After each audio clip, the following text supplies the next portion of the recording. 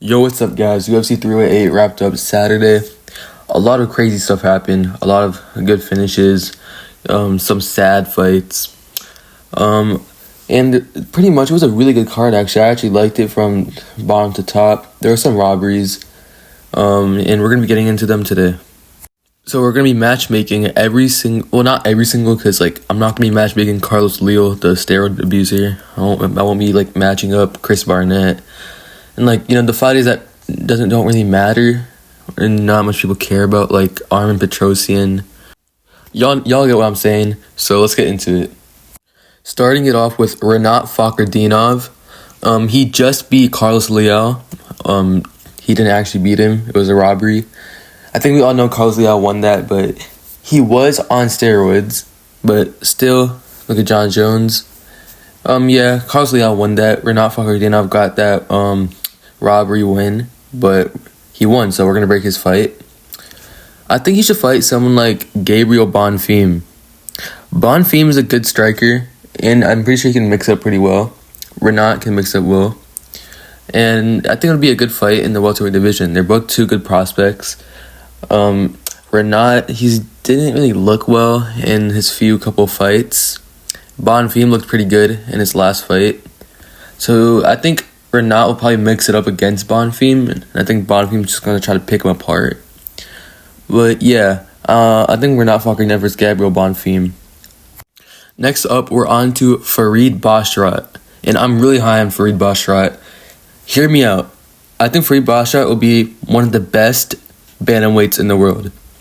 I'm really high on this dude. I think he's a really good striker. I think he has good defensive wrestling. I think he has good offensive wrestling too. He has good counter punching.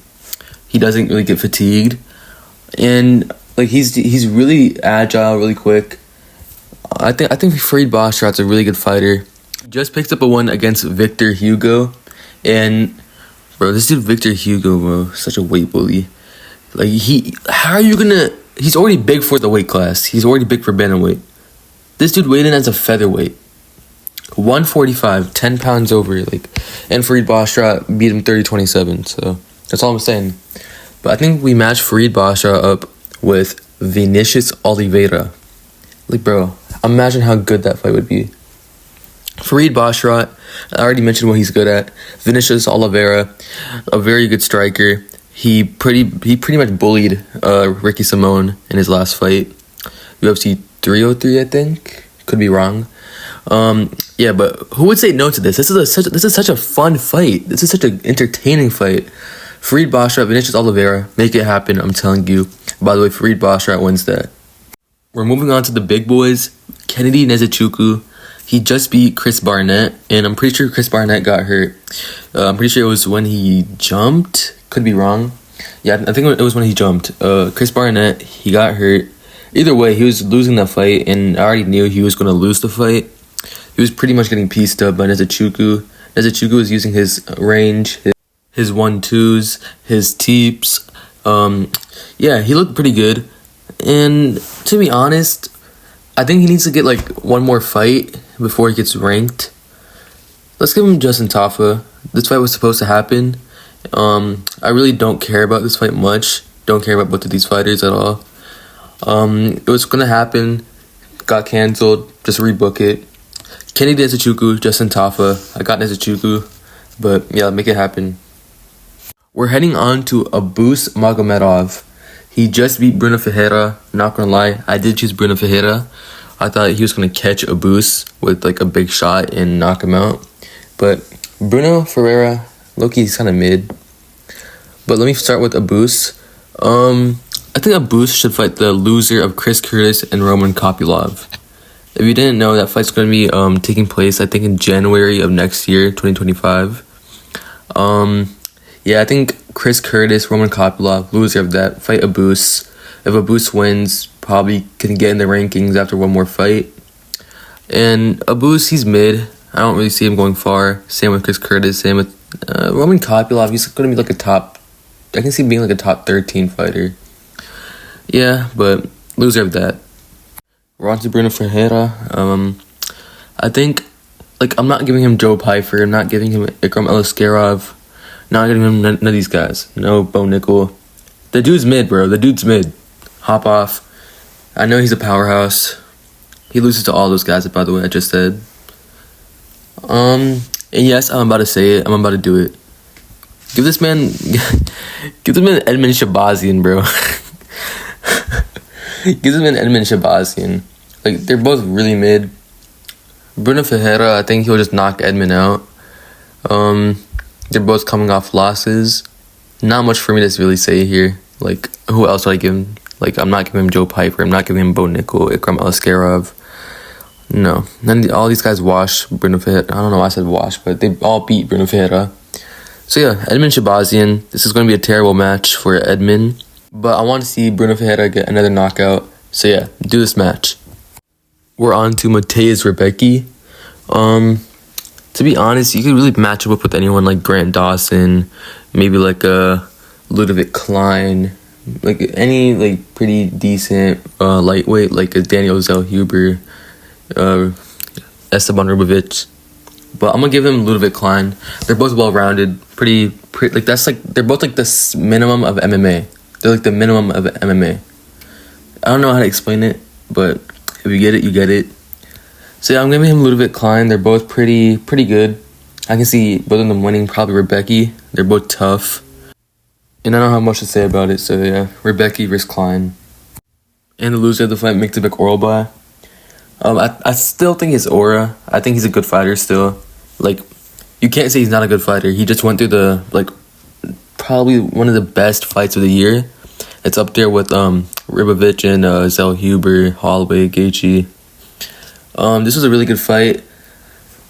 Oralbai showed how tough he is. He's really durable. He can take damage. We already know Rebecki is the same way. I think we give Miktabek Oralbai some like a fight of less competition. Let's give him Thiago Moises. Thiago Moises, he looked terrible in his last fight. I still think Oralbai is a good prospect. He probably can beat Moises pretty comfortably. But he needs to get a win, so let's give him Thiago Moises. We're on to the old heads. Not really old head, but Jeff Neal. Jeff Neal, he looked pretty good against RDA. That too, RDA is 40 years old, so we'll take that into accountability. But Jeff Neal, he dropped RDA like twice before RDA got injured. Jeff Neal, he's a crispy boxer, good boxer, has good hands. I just said the same thing 3 times, so sorry guys, but yeah, Jeff Neal, he's good. He's good for who he is. He's a good gatekeeper. They're both coming off losses, so let's give him Gilbert Burns. Jeff Neal's not coming off a loss, but he was. Let's give him Gilbert Burns. Gilbert Burns got like 50-45 by Sean Brady. They're both up there in age. Burns, he has nothing really left in the division. Same with Jeff Neal. Yeah, Jeff Neal versus Gilbert Burns. Not much to say. Whoever wins this should be probably like a main event, like a Apex, or maybe like a co-main in the Apex. Yeah, so Jeff Neal, Gilbert Burns. And Jeff Neal's opponent, Rafael Dos Anjos. Guys, I have a banger fight for RDA. It's going to be really good. It's to retire. RDA needs to retire. He's 40 years old. Got injured on his birthday. He's not good anymore. Or I shouldn't say he's not good anymore, but he's washed. He has no purpose in fighting. Like maybe if he just wants that bag, but how much of a bag are you really going to get for CTE? So yeah, I think he just needs to retire. RDA, he's had a good career. Yeah, not much to say. We're on to Ibo Aslan, and he got the knockout win, or TKO, I should say, over, I think, Rafael Sirkir, something like that. Ibo Aslan, he's a really good prospect from Turkey, has heavy hands, all his wins come from knockout or finish, and I think we give him a step up in competition with Ian Cutelaba. Cutelaba, he's coming off a win. Forgot who he fought. I think it was I forgot who he fought. I think it was in the Paris card though. Could be wrong. Not much explanation. Ibo Aslan just needs like a bigger fight now. Gotta get closer to the rankings, so Ian Cutelaba. Alright, we're done matchmaking the prelims. Let's move on to the main card. And we're going to kick it off with Shara Bullet Magomedov versus Kevin Holland. Shara put in a really good performance against Armen Petrosyan in his last fight. And Shara, he knocked him out. And it was a really impressive knockout. That like double spin back fist kind of thing. Y'all know what I'm talking about. And guys, I've seen that people say like he should fight Michel Pereira. I don't think so. I think he should fight like an unranked guy still, but like one of the best ones in Kevin Holland. But yeah, Kevin Holland, unranked. He has good jiu-jitsu, good striker. We all know Kevin Holland. I don't know why I'm describing him, but yeah, if he beats Kevin Holland, then yeah, let's give him a ranked guy. Maybe Michel Pereira. If he doesn't beat Kevin Holland, then maybe he needs to just fight a little bit of the unranked guys. Because Kevin Holland's a good gatekeeper. And yeah, not much explanation. I think this is pretty like, yeah, I agree with this, you know what I'm saying? Shara Bullet, Kevin Holland, make it happen. This could be a main event in like a fight night. Maybe like a co-main event. Something like that. Next up, we got Leron Murphy. Leron Murphy, bruv. Yeah, so Leron Murphy, he just lost, he beat Danny Ige, my bad. Pretty good win. He got rocked pretty badly in the first round, got a good comeback. And third round was going to Ige before he like took Ige down and then started like ground pounding him. I think so. Yeah, Murphy, he's pretty decent. He's pretty good. The man's 33 years old, doesn't have much time. I think we give him the person he called out for, Josh Emmett. If he can beat Josh Emmett, pick him apart, then that'll be a really good win on his resume. If Josh Emmett beats him, just flatline KOs him or wrestles him, then that's another one for Josh Emmett. Yeah, Leron Murphy, Josh Emmett. I think that actually makes sense. It's a good call out by Leron Murphy. You know, it's not a goofy call out like Shara Bullet. Yeah, let's do this. Moving on from Leron Murphy, bruv. We got Dan 50K Ige. Dan Ige. This is interesting. Like, I don't really know who to really matchmake him with. I guess we give him someone like Edson Barboza. If not him, let's give him a good unranked guy in William Gomez. Now, I do think Yo Anderson Brito was robbed. Yeah, I thought he was robbed against William Gomez, but hey, that stuff happens all the time. William Gomez, he's a good French prospect, good kickboxer. He does struggle a bit with grapplers, so that could, play a part in Dan Ige. And I think Dan Ige, he's tough. He's tough. Like, you're not going to beat him easily, Leron Murphy, he got rocked badly. Dan Ige, he can mix it up. He can strike. He can wrestle. He's got really everything. So yeah, let's make this fight happen. This could be like maybe a co-main featured fight. Main card for a fight night. So yeah, let's do this. We're heading on to Magomed Ankalaev. Ankalaev got a pretty good win over Rakic. He definitely won. Wasn't a robbery. It wasn't 30-27 though. It was like 29-28, I'd say. Had good boxing like usual. I think there's only one fight left. Magomed Ankalaev versus Alex Pereira for the belt. Y'all already know how I feel about Pereira. I think he's low-key kind of ducking. I think he's a bit scared. I think he's a little bit shook. I think Ankalaev is going to beat him. But that's for a different time. Yeah, Ankalaev, Pereira. Nothing else you can say. No, I don't think anyone would disagree. I know Pereira saying like he's going to make Ankalaev wait because he like disrespected him or something. Yeah, Pereira can keep on running, but he can't hide. So Ankalaev, he's gonna chase Pereira down. He's gonna box his head off because Pereira has bad boxing defense and has pretty bad like straight punch defense, like we've seen in Khalil Roundtree's fight. But yeah, that's for a different time. Like I said, Ankalaev, Pereira, make it happen, and new. We're on to Alexander Rakic now. Rakic, to be honest, he's pretty hard to matchmake. There's like a lot of fights you could do for him, like Khalil, maybe Jan Blachowicz rematch, maybe the Uzumir and Olberg winner. But I'm going off with the Nikita Krylov versus Azamat Murzakanov winner. I think it'll be a good fight. Murzakanov, he's 14-0, I'm pretty sure. Krylov is on a pretty good win streak, pretty sure. Rakic, he's on a 2-fight losing streak. I think he's beating Yuri pretty badly before he got caught, and then he just got outboxed by Ankalaev. And I think Rakic is good.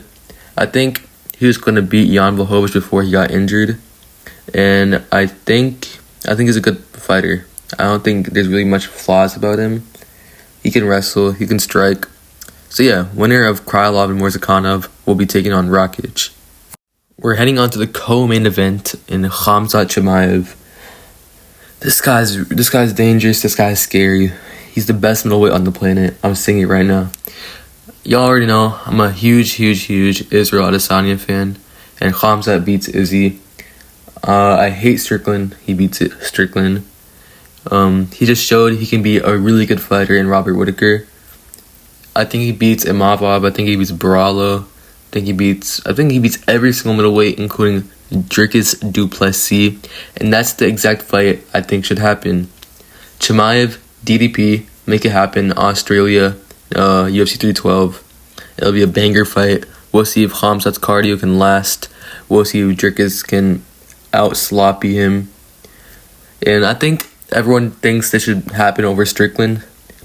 I don't know, Strickland's dumb. Like, this man lost to DDP, then beat Costa, and he's crying because he wants a title shot. When Chimaev beat Usman and then submitted Whittaker in the first round.